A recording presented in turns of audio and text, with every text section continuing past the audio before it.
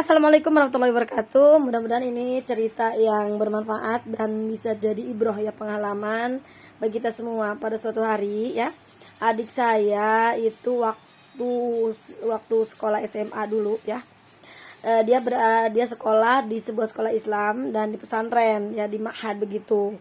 Nah, suatu saat temannya sakit. Sakitnya mungkin udah beberapa hari seperti itu, kemudian minta diantar dia pulang.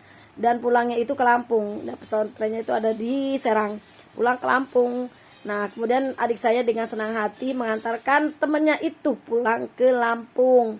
Ke Lampung itu pertama kali adik saya itu ke Lampung. Pertama naik angkot dulu ya, naik bus ke Bakauni. Setelah Bakauni kemudian naik kapal ya, kapal laut. Kemudian turun dari kapal laut, naik bus lagi. Di perjalanan kata temennya bilang ke adik saya, katanya Min, nama adik saya Kak Mimin ya, udah kamu antarnya sampai sini aja, nggak usah sampai rumah gitu.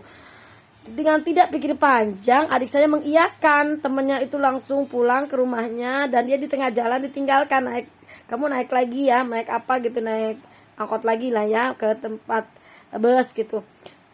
Nah, itu masih di Lampung ya. Kemudian tapi tiba-tiba adik saya ingat, ternyata uangnya sudah habis, dia nggak punya uang sepeser pun. Kan bingung tuh kan, bagaimana bisa pulang lagi ke Serang, sedangkan itu harus pakai bus lagi, harus naik kapal laut lagi, harus naik bus lagi, setelah itu harus angkot sampai ke mahadnya, ke pesantrennya. Kemudian dia teringat nasihat dari Abah. Abah itu bapak kami ya. Abah, kata Abah, kalau kamu dalam keadaan darurat, kamu baca ini, katanya, baca surat Yasin tengahnya 3 kali dan jangan bernapas, nanti kamu tidak kelihatan. Nah, adik saya itu mempraktekkan ilmu itu loh, dan dia baca waja'alna min baini aydihim saddaw wa min khalfihim saddan faghshaynahum fahum la yubsirun. 3 kali tidak bernapas dan alhasil ternyata dia naik angkot, kemudian naik bus,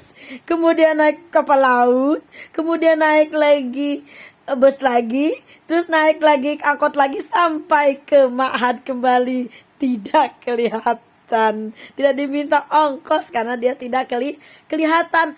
Luar biasa kan? Siapa yang mau mempraktekkan silakan, kalau keadaan darurat loh ya. Jadi harus dalam keadaan darurat sekali. Atau mungkin kalian di tengah jalan tiba-tiba ada penjahat kan ya, mau penjahat, kemudian sendirian sebagai perempuan, baca waja'alna min baini aydihim sadda wa min khalfihim sadda fa'ashinum fahum la yubsirun, maka yakin kamu tidak akan kelihatan siapapun, jadi gaib.